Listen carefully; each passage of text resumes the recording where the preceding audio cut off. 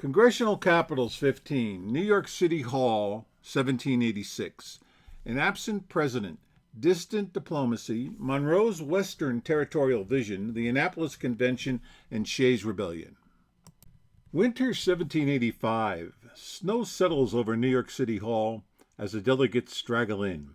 After weeks without a quorum, the 6th United States in Congress assemble finally convenes. In a gesture of optimism or desperation, the delegates of only 7 states elect John Hancock the 7th President of the United States in Congress assembled. He accepts from Boston but never appears. The reasoning is part vanity, part hope. Hancock's name still glowed with revolutionary prestige, his signature, his wealth, his patriot fame. Perhaps they thought electing him would draw the states back to the chamber, heralding its former glory. But by then, Hancock was semi-invalid, crippled by gout, managing a mercantile fortune from his Beacon Hill, Boston estate. His 1786 ledger, heavy with entries for tea, sugar, and fine port, shows that his business thrived while Congress waited in vain for the president to arrive. David Ramsay of South Carolina, a physician and historian, took the chair in Hancock's absence. For 6 uneasy months, Ramsay presided over little more than empty benches. The journals record week after week of silence. No quorum. A government existed, but it failed to regularly assemble the required 9 states to pass important legislation. Even periodically formed, Congress acted abroad. Britain recognized the United States through its consul John Temple, the first civil tie between old enemies. Frederick the Great's Prussian Treaty of Commerce followed, a model of human enlightenment in diplomacy. And across the Pacific, the Empress of China finally reached Canton, and Samuel Shaw became America's first consul to Asia. From London to Berlin to the South China Sea, a government too weak to tax still managed to speak for the nation.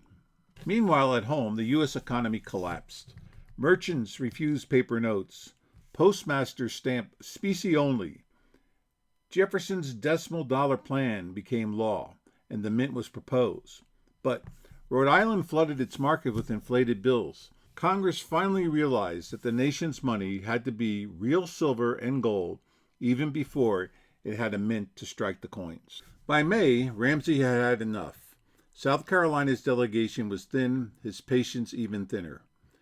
When Massachusetts sent a full slate and the chamber revived, Ramsay relinquished the chair to Nathaniel Gorham, a practical Boston merchant respected for his steadiness. Where Hancock had ruled on paper, Gorham now governed in person. 3 weeks later, Hancock's formal resignation arrived from Boston, dated June 5, 1786. The next day, Congress elected Gorham the 8th President of the United States in Congress assembled, a delegate willing to serve. Even as leadership shifted, Congress pressed westward. On May 9th, James Monroe's committee submitted a detailed plan for governing the territories beyond the Ohio. In a letter to Jefferson 2 days later, Monroe explained that Congress would appoint a governor, council, and judges to rule each district until the settlement grew large enough for representation. When population equaled that of the smallest state, the territory would become a state itself, equal, not colonial. It was Jefferson's 1784 ordinance refined, liberty by stages, not by conquest. Though Congress never acted before Monroe's term expired in October, his territorial governing framework would be revived a year later and enacted as the Northwest Ordinance of 1787, one of the most durable legacies of the U.S. founding era.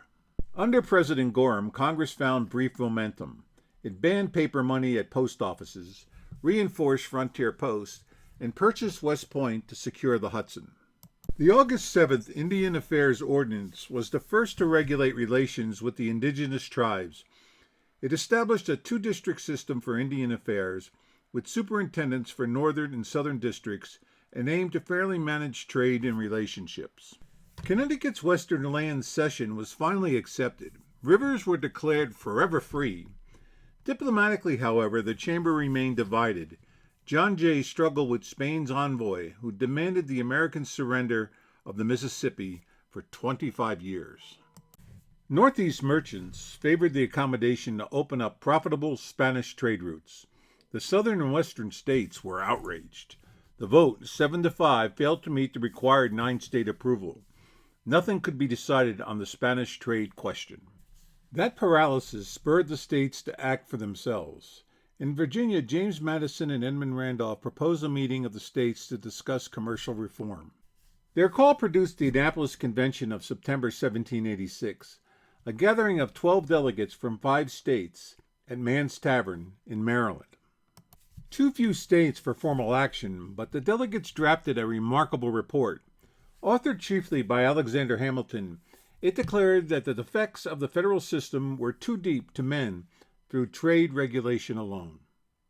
The delegates recommended that the United States and Congress assemble, call a convention to revise the Articles of Confederation, and render the federal government adequate to the exigencies of the Union.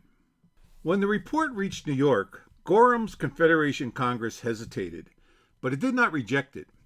The idea had taken root. Reform must come, and very soon. As autumn settled, new alarms rose. In Massachusetts, farmers under Captain Daniel Shays closed the courts against foreclosures. Secretary at War Henry Knox warned that rebellion was at hand. On October 21st, Congress quietly expanded the Army, publicly claiming it was for Indian defense. 2 days later, Congress authorized mail inspection for national security and suspended Rhode Island's interest credits. By early November, congressional attendance once again collapsed. With only 5 states in session, Nathaniel Gorham laid down the gavel.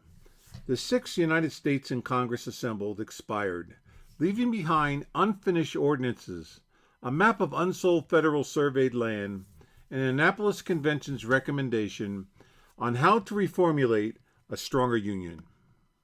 Yet out of weakness came endurance. The Annapolis Appeal would soon be echoed as an act of Congress, calling a convention at Philadelphia for the sole and express purpose of revising the Articles of Confederation. From that call would come a new Constitution of the United States. The year 1786 began with an absent president and a government that could not meet. It ended with a nation preparing to reinvent itself.